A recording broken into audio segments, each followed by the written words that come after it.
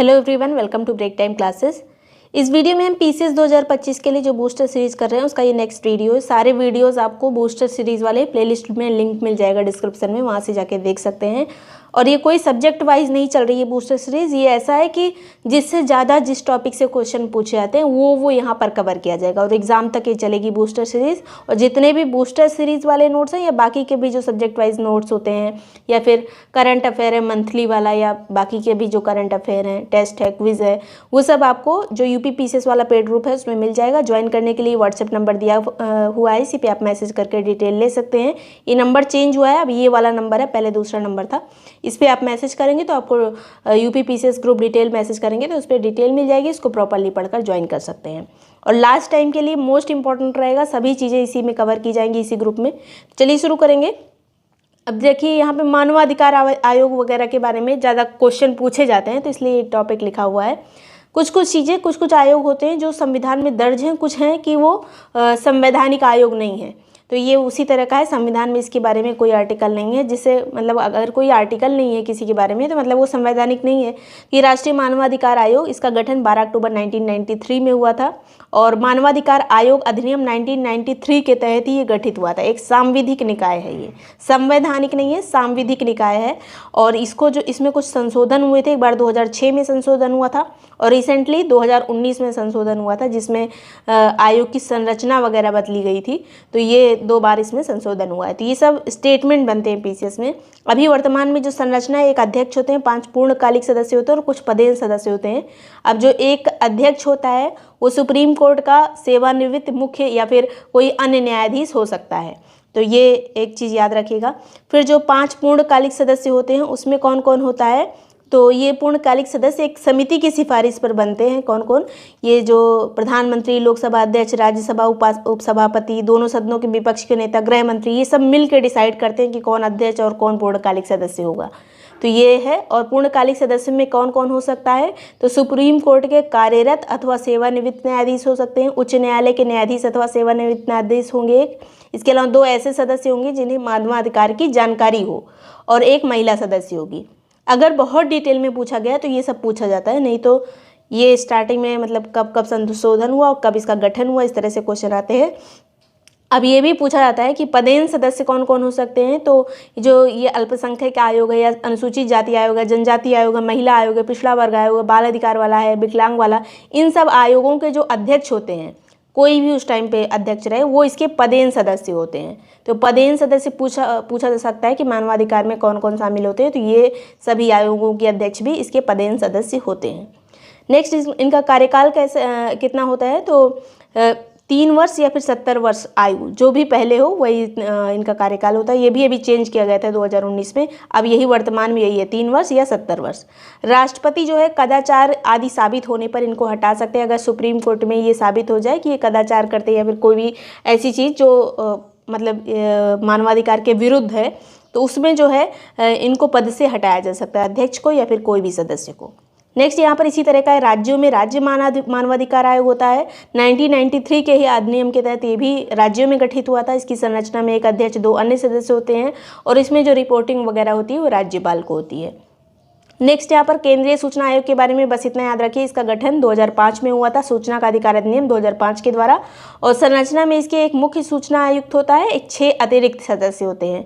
इसी तरह से राज्य सूचना आयोग होता है जिसका भी गठन 2005 के अधिनियम के तहत हुआ था। संरचना में एक अध्यक्ष और अन्य सदस्य होते हैं, मैक्सिमम 10 सदस्य हो सकते हैं अन्य सदस्यों में। कार्यकाल जो है इनका 6 वर्ष या 65 वर्ष आयु, जो भी पहले हो।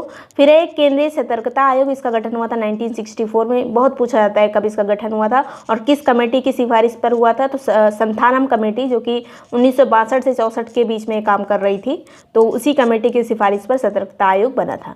इसमें एक अध्यक्ष होते हैं और 2 या 2 से कम अन्य सदस्य होते हैं, मतलब एक सदस्य हो सकता है या एक से ज़्यादा, 2 मतलब मैक्सिमम 2 सदस्य हो सकते हैं।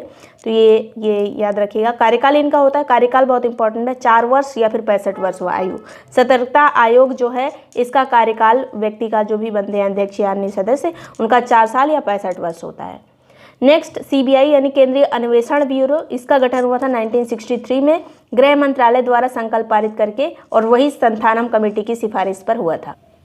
यहाँ पे एक चीज़ याद रखिएगा, सीबीआई का गठन 1963 और सतर्कता आयोग जो है वो 1964। नेक्स्ट है मानवाधिकार आयोग के अध्यक्ष पहले कौन थे, कभी भी पूछ लिया जाता है, ये इंपॉर्टेंट चीज़ें हैं जो हम देख ले रहे हैं। फर्स्ट है न्यायमूर्ति रंगनाथ मिश्रा, 1993 में जब इनका मतलब पहला मानवाधिकार आयोग बना था। सेकंड थे MN वेंकटचलैया, मान लीजिए अगर सेकंड पूछ लिया जाए, पहला दूसरा इंपॉर्टेंट होता है। वर्तमान में वी राम सुब्रमण्यम।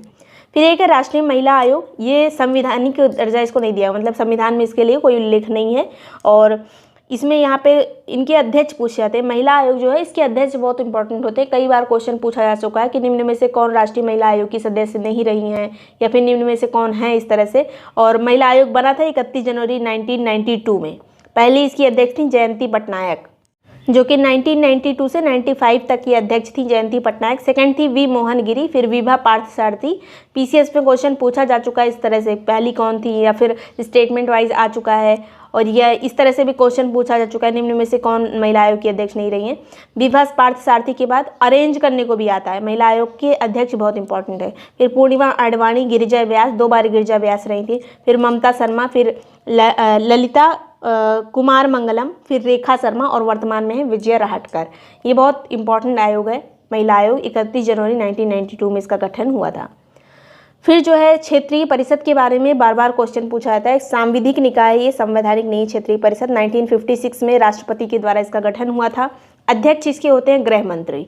जो क्षेत्रीय परिषद होती है इसके अध्यक्ष गृह मंत्री होते हैं। वर्तमान में 6 क्षेत्रीय परिषदें काम कर रही हैं। कौन कौन सी, तो उत्तर क्षेत्रीय परिषद, दक्षिण क्षेत्रीय परिषद, पूर्वी क्षेत्रीय परिषद, पश्चिमी मध्य क्षेत्रीय परिषद, और लास्ट में सबसे गठित हुई थी पूर्वोत्तर क्षेत्रीय परिषद, जो कि 1971 में बनी थी। ये स्टेटमेंट बनते हैं। और सबसे ज़्यादा इंपॉर्टेंट है क्षेत्रीय परिषद के बारे में कोई अनुच्छेद नहीं है, तो अगर पूछा जाए क्षेत्रीय परिषद निम्न में से किस अनुच्छेद में है, तो इनमें से कोई नहीं, ये आंसर होगा। नेक्स्ट यहाँ पर अंतर्राज्यीय परिषद जो होती है, इसका आर्टिकल है 263 में, मतलब अंतर्राज्यीय परिषद जो है ये संवैधानिक निकाय है, और इसके अध्यक्ष होते हैं प्रधानमंत्री, जो भी पदेन प्रधानमंत्री। गठन इसका हुआ था 28 मई 1990 को, राष्ट्रपति द्वारा इसका गठन किया जाता है। सरकारी आयोग की सिफारिश पर इसका गठन हुआ था। 1983 में ये था सरकारी आयोग, इसी की सिफारिश पर अंतर्राज्यीय परिषद बनी थी। आर्टिकल 263 के तहत है ये। फिर एक है राष्ट्रीय विकास परिषद, ये एक कार्यकारी निकाय है। 6 अगस्त 1952 में इसका गठन हुआ था। इसके अध्यक्ष होते हैं प्रधानमंत्री। ये गैर संवैधानिक, गैर सांविधिक निकाय है, इसके लिए भी कोई आर्टिकल अनुच्छेद नहीं होगा। और ये जो होती है राष्ट्रीय विकास परिषद, जब योजना आयोग था तो योजना आयोग और राज्यों के बीच में कड़ी के रूप में काम करती थी। इसका गठन कब हुआ था, 6 अगस्त 1952 को। फिर है लोकतांत्रिक विकेंद्रीकरण और पंचायत के लिए कुछ समितियां बनी थी। वैसे तो हम समितियों का पूरा वीडियो कर चुके हैं, नोट्स में आपको जब पॉलिटी वाला नोट्स देखेंगे अगर आप ग्रुप में हैं तो पूरा समितियां लास्ट में दी हुई हैं, उसको बहुत अच्छे से पढ़ लीजिएगा। समितियों में उसी में से क्वेश्चन मिल जाता है। अब यहाँ पर देखिए पंचायतों से रिलेटेड बलवंत राय मेहता 1957, अशोक मेहता 77, हनुमंत राव समिति 84, ये सब अरेंज करने को आता है। GVK राव समिति 1985, LM सिंघवी समिति 1986, PK थुंगन समिति 1988। कुछ ना कुछ में पंचायतों से रिलेटेड सभी थी। तो अगर पीसीएस में क्वेश्चन पूछा जाता है तो ऐसे अरेंज करने को आ जाता है, या फिर इनमें से कोई नाम दे दिया गया कब इसका गठन हुआ, इस तरह से, तो ये याद रखिएगा। GVK पहले है, उसके बाद LM है, याद रखिएगा, इन दोनों में कन्फ्यूजन होता है। नेक्स्ट है सूचना का अधिकार अधिनियम को राष्ट्रपति की स्वीकृति कब मिली थी। अभी हमने जो सूचना का अधिकार पढ़ा था 2005 में जो आया था, तो ये 15 जून 2005 को इसको राष्ट्रपति की स्वीकृति मिली थी। अगर डेट पूछ लिया जाए, ये किसी एग्जाम में पूछा गया है पीसीएस के ही, इसलिए यहाँ पे अलग से लिख दिया है। और ये लागू कब हुआ था, तो 12 अक्टूबर 2005 को। डेट यहाँ पर इंपॉर्टेंट है इसकी। अब कुछ विशेष उपबंध होते हैं कुछ राज्यों के लिए, जैसे 370 हट गया जम्मू कश्मीर का जो था। अब ये विशेष उपबंध अभी कहाँ कहाँ पे लागू हैं, तो आर्टिकल 371 में क्या है, तो ये गुजरात और महाराष्ट्र के बारे में विशेष उपबंध है। फिर 371A में नागालैंड के बारे में, बहुत इंपॉर्टेंट आर्टिकल्स हैं, इसको ध्यान से देखिएगा, मैचिंग में आता है। फिर 371B में असम के बारे में, 371C में मणिपुर के बारे में, D में है आंध्र प्रदेश और तेलंगाना के बारे में, E में है आंध्र प्रदेश के केंद्रीय विश्वविद्यालय की स्थापना के बारे में, F में है सिक्किम के बारे में, G में है मिजोरम के बारे में, H में है अरुणाचल प्रदेश के बारे में। कुछ इमेज बना लीजिए, जैसे H मतलब हेलीकॉप्टर की ऐसे वो बनती है। अब अरुणाचल प्रदेश में बहुत सारे जंगल है, वहाँ उतरने के लिए कहीं हेलीपैड बनाया जाएगा, तो अगर कुछ वैसे इंटीरियर इलाके में जाना है तो ये अरुणाचल प्रदेश H हो गया। I जो है गोवा और J हैदराबाद और कर्नाटक, ज़्यादातर कर्नाटक ही लिखा रहता है। नेक्स्ट है यहाँ पर सुप्रीम कोर्ट का रिट अधिकार जो है किस अनुच्छेद में आता है, तो आर्टिकल 32 में। और हाई कोर्ट का रिट अधिकार 226 में आता है, दोनों अलग अलग हैं। 5 रिटें होती हैं जिसमें ये जारी होती है कोर्ट्स के द्वारा। बंदी प्रत्यक्षीकरण, ये देखिए कभी कभी बंदी प्रत्यक्षीकरण नहीं है, इंग्लिश में भी लिख दिया रहता है, ऐसे देवनागरी में हर्बियस कॉर्पस ऐसे। तो ये व्यक्तिगत स्वतंत्रता से संबंधित है बंदी प्रत्यक्षीकरण, जिसका अर्थ होता है कि शरीर उपस्थित करना बंदी बनाए गए व्यक्ति के लिए होता है कि उसको कोर्ट में पेश किया जाए। परमादेश, ये इंग्लिश हिंदी दोनों पढ़ते रहेगा। परमादेश, आदेश जारी करना, किसी व्यक्ति, निगम, कनिष्ठ न्यायालय को, उच्च न्यायालय उसका जो होता है वो उसको आदेश जारी करता है, उसी को कहते हैं परमादेश कि आपको ये करना है। अधिकार परीक्षा क्या है, तो अधिकार पर प्रश्न, मतलब किस अधिकार से, अगर कोई किसी का कार्य क्षेत्र से बाहर हो, जैसे कोई उच्च न्यायालय है, वो निम्न अपने न्यायालय को या फिर जिला न्यायालय को पूछ सकता है कि किस अधिकार से, आपके अधिकार क्षेत्र के अंदर ये आता है कि नहीं आता है। या फिर कोई सरकारी अधिकारी, उससे भी पूछा जा सकता है कि तुमने कोई काम किस अधिकार से किया है। प्रतिषेध क्या है, रोकना। वरिष्ठ न्यायालय कनिष्ठ न्यायालय को या व्यक्ति को शक्ति प्रयोग के लिए रोकता है और उसके अधिकार क्षेत्र, जो इसके अधिकार क्षेत्र से बाहर हो, मतलब जो ऊपर है वो रोक सकता है नीचे वाले को कि आपके ये कार्य क्षेत्र से बाहर है, इसलिए काम करने के पहले ही रोक दिया गया। ज़्यादातर ये न्यायालय के केस में होता है। फिर जो है उत्प्रेषण क्या है, तो जब अधिकार क्षेत्र के बाहर निर्णय ले लिया गया हो उसके बाद उत्प्रेषण जारी। प्रतिषेध में क्या होता है कि काम होने से पहले ही रोक दिया गया। उत्प्रेषण में ये होता है कि अगर आपने किसी को, मतलब अधिकार क्षेत्र से बाहर काम हो गया तो उसको जो है रद्द कर दिया जाए, उसके बाहर निर्णय लेने पर ये जारी होता है, उत्प्रेषण जारी होता है कि आपने ऐसा किया है। नेक्स्ट यहाँ पर समितियों से बहुत क्वेश्चन आता है। संघ और संविधान समिति, इसके जो अध्यक्ष थे वो जवाहरलाल नेहरू थे जब हमारा संविधान सभा बनी थी उस टाइम पे। संचालन और नियम समिति के अध्यक्ष थे डॉक्टर राजेंद्र प्रसाद। मौलिक अधिकार और अल्पसंख्यक समिति के अध्यक्ष थे सरदार वल्लभ भाई पटेल।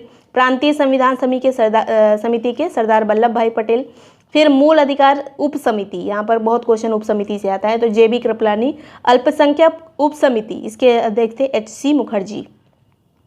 फिर राज्य और राज्यसभा सीटें, अब इसमें डायरेक्ट क्वेश्चन आजकल नहीं पूछे जा रहे हैं, इसलिए इसमें पूछा जा रहा है कि निम्न में से किसमें राज्यसभा की सीटें समान हैं, या फिर किसमें ऐड कर दो तो किसके बराबर हो जाती हैं किसकी राज्यसभा सीटें, तो सबकी रटी होनी चाहिए। सबसे पहले यहाँ पर गोवा और जितने भी उत्तर पूर्वी राज्य हैं असम को छोड़ के सब में एक एक राज्यसभा सीट है। गोवा और जितने उत्तर पूर्वी नॉर्थ ईस्ट के स्टेट हैं असम को छोड़ के सब जगह एक सीट। उत्तराखंड हिमाचल प्रदेश में 3 सीटें हैं राज्यसभा की, जम्मू कश्मीर में 4, छत्तीसगढ़ हरियाणा 2 में 5-5 सीटें हैं, झारखंड में 6 सीट है, असम तेलंगाना और पंजाब में 7-7 सीटें हैं। फिर जो है केरल में 9 सीट है। अगला है यहाँ पर राजस्थान और उड़ीसा में 10 सीटें हैं, राजस्थान उड़ीसा में 10-10 सीटें हैं। आंध्र प्रदेश, मध्य प्रदेश, गुजरात, यहाँ पर जो है 11 सीटें हैं। कर्नाटक में 12 सीट है। पश्चिम बंगाल और बिहार में 16 सीट है। तमिलनाडु में 18 सीट है। देखिए क्रम बढ़ता जा रहा है, कभी कभी मैच कर, मतलब वो अरेंज करने को भी आता है। महाराष्ट्र में 19 सीटें हैं। उत्तर प्रदेश में 31, और जो केंद्र शासित प्रदेश पुदुचेरी और दिल्ली, वहाँ पर 1 और दिल्ली में 3। यहाँ पे याद रखिएगा कि सबसे ज़्यादा उत्तर प्रदेश में, उसके बाद महाराष्ट्र में, फिर तमिलनाडु में, फिर पश्चिम बंगाल बिहार में बराबर, फिर कर्नाटक में। इस तरह से अरेंज करने को आता है कभी कभी। नेक्स्ट है लोकसभा के प्रथम अध्यक्ष कौन थे, अगर क्वेश्चन पूछ लिया जाए तो 2 लोग थे, गणेश वासुदेव मावलंकर और MA अयंकर। इनका निधन हो गया था, उसके बाद MA अयंकर बने थे। तो पहली ही लोकसभा में 2 अध्यक्ष थे, मतलब एक साथ नहीं थे, एक के बाद एक का निधन हो गया तो अगले बने थे। नेक्स्ट है यहाँ पर भारत के मुख्य चुनाव आयुक्त कौन थे, तो सुकुमार सेन। पहले मुख्य चुनाव आयुक्त सुकुमार सेन 1950 से 58 तक। संघ लोक सेवा आयोग के प्रथम अध्यक्ष थे सरोज बारकर, 1926 से 32 तक थे ये। प्रथम CAG कौन थे, तो V नरहरि राव, ये 1948 से 54 तक थे। प्रथम महान्यायवादी कौन थे, MC सीतलवाड़। ये सब इसलिए लिखा है कि कभी कभी स्टेटमेंट वाइज क्वेश्चन बन जाता है, जैसे संघ लोक सेवा आयोग या CAG के बारे में एक लाइन में लिखा है कि इनसे संबंधित आर्टिकल लिखा है या कोई और बात लिखी है, अगले में कि प्रथम कौन थे, ये इंपॉर्टेंट हो जाता है, इसलिए ये स्टेटमेंट भी पता होना चाहिए। तो इतनी चीज़ें हैं, ये बूस्टर सीरीज में जो हम कर रहे हैं ये मोस्ट इंपॉर्टेंट है, पूरा करके जाइएगा अगर PCS का एग्ज़ाम देना है तो। और वीडियो पसंद आया, यूज़फुल लगा तो लाइक सब्सक्राइब कर लीजिएगा। ये सभी नोट्स वगैरह या बाकी के भी जो हैंड रिटन नोट्स होते हैं, टेस्ट क्विज, करंट अफेयर, वो सब आपको जो PCS वाला ग्रुप है उसमें मिल जाएगा। ज्वाइन करने के लिए व्हाट्सएप नंबर दिया हुआ है, व्हाट्सएप नंबर चेंज हुआ है तो अभी इस वाले नंबर पर मैसेज करिएगा। इस पर मैसेज करेंगे तो ग्रुप की डिटेल आपको मिल जाएगी अगर मांगेंगे तो, और इसको प्रॉपरली पढ़कर ज्वाइन कर सकते हैं। Thank you so much watching break time classes.